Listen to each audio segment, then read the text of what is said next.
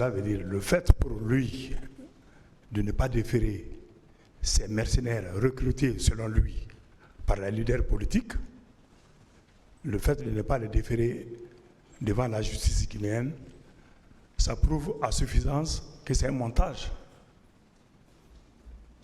C'est même très grave parce que si jamais ils ont arrêté des éléments extérieurs armés, ils auraient dû les présenter à l'opinion nationale et les traduire en justice.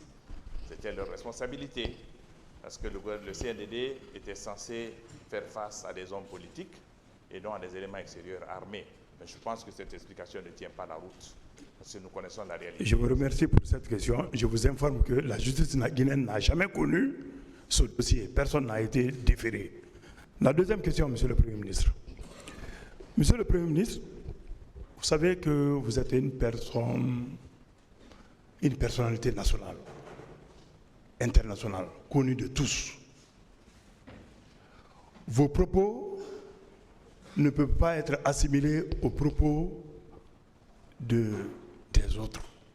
Ce que vous dites, c'est pris au sérieux. Vous avez dit dans cette salle, ici, à plusieurs reprises, en répondant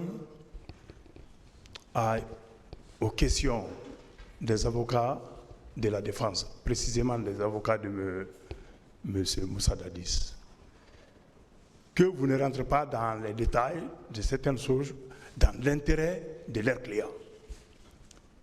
Vous savez, aujourd'hui, nous ne devons plus cacher certaines choses devant ce tribunal. Sauf si ces propos, la réponse que vous allez donner, peut affecter la sensibilité nationale, peut entraîner des choses que nous ne souhaitons pas.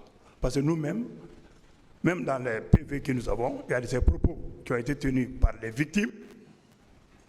En homme conscient, on ne peut pas les lire ici. Mais ça, c'est votre image, Monsieur le Président, parce qu'on a dit que vous avez fait un complot, que l'affaire de Stade était un complot. C'est à cause de ça, le professeur Alpha Condé a refusé d'organiser le procès. Mais vous, vous étiez ministre, le tout-puissant ministre des Affaires étrangères. Donc vous étiez dans les secrets de l'État. Mais si vous dites que vous ne dites pas ça dans l'intérêt de leurs clients, je crois que vous n'avez pas à protéger l'intérêt de M. Moussa Dadis ici aujourd'hui. Vous devez dire au peuple de Guinée ce que vous savez. La question maintenant. C'est la question. J'ai posé la question. Qu'est-ce qu'il veut cacher? Non, je n'ai pas intérêt à cacher quelque chose ici. Je suis devant une juridiction, je suis un justiciable. Ce que je dis, c'est qu'il n'y avait pas de volonté politique de la part du président de la République d'alors d'organiser un procès. Lui, il savait pourquoi il n'avait pas cette volonté. Et j'ai évité un déballage devant ce tribunal. Et le déballage va nous amener en dehors du procès.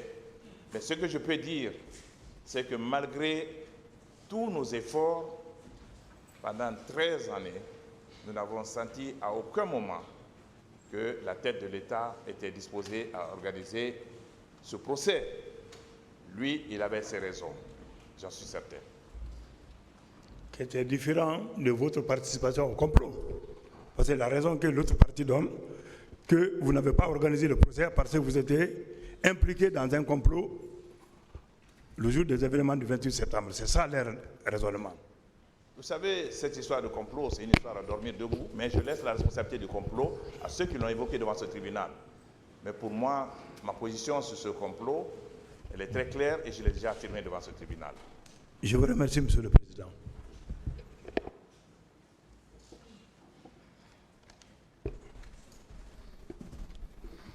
Partie civile n'a plus de questions. Oui. Vous aviez posé des questions. Un autre. Non, je n'ai pas posé. Si. Ah. La semaine passée, vous n'avez pas posé de questions oui, à M. Président, Fall. je n'ai pas posé. Peut-être on m'a confondu avec la semaine passée. Ok.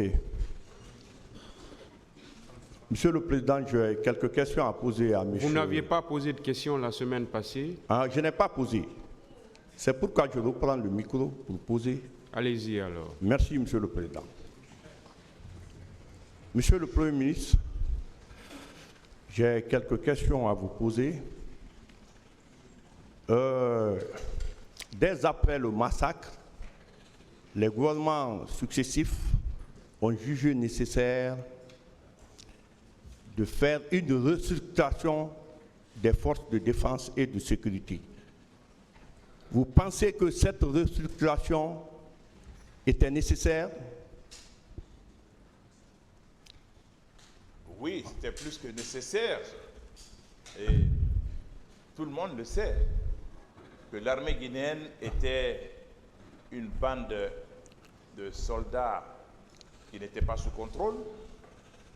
Et on savait ce que l'armée était devenue. Je ne vais pas rentrer dans l'histoire de ce qu'on appelle cette SRSS qui s'est passée ici, la réforme du secteur de sécurité. Mais on a donné amplement les raisons. D'abord, le nombre de soldats de l'armée n'était pas connu. Il y avait des soldats dans l'armée guinéenne qui étaient dans l'armée depuis 1950, 52 ou 53 et qui continuaient à être payés. Il y avait une indiscipline caractérisée au sein de l'armée. Il y avait une inflation de grades qu'on avait donnée aux soldats et le pays était en danger.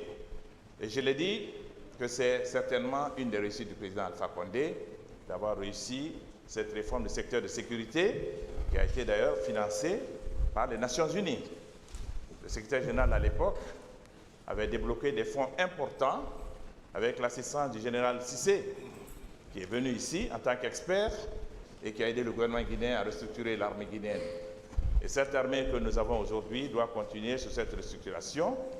Et il était très important qu'on réussisse cette restructuration parce qu'on n'avions pas d'armée. Les soldats se comportaient... C'est bon, c'est bon. Voilà, je pense que c'est bon, Monsieur le Premier ministre. Voilà. Concernant la commission d'enquête internationale, je voulais qu'on lève une équivoque. C'est la Guinée qui a demandé qu'on instaure une commission d'enquête internationale, ou bien c'est les Nations Unies qui ont demandé l'instauration d'une commission d'enquête internationale. J'ai répondu plusieurs fois à cette question.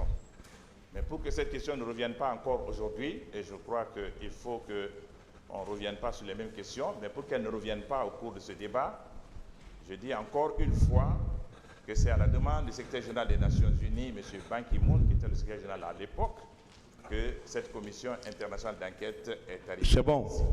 Concernant les immunités, vous avez déclaré la fois dernière que les massacres qui se commettaient à travers le monde, ceux qui faisaient ces massacres se retranchaient derrière leur immunité pour ne pas être poursuivis. Mais désormais, on a dit qu'il faut lever le verrou d'immunité. Quand vous massacrez, vous devez être poursuivi. Je voulais vous demander, est-ce que le cas de Charles Taylor, ce n'est pas dans ce cadre? Qu'est-ce que cela a à voir avec ces débats? Ok. Monsieur le Premier ministre, je voudrais vous dire, vous avez déclaré ici qu'à l'aéroport, quand vous avez voulu voyager, parce que la CEDEAO vous a invité, vos passeports ont été saisis. Je veux savoir, est-ce que la CEDEAO s'était introduite dans la danse pour demander à ce que vos passeports soient restitués, sans que le président ne donne l'ordre que vous repreniez vos passeports? Non, nous n'avons pas, la CEDEAO n'a pas joué de rôle. Mes deux collègues qui étaient avec moi, qui avaient des relations personnelles avec le président du CNDD, c'est eux qui ont appelé le président du CNDD et la décision s'est passée entre eux. Ok.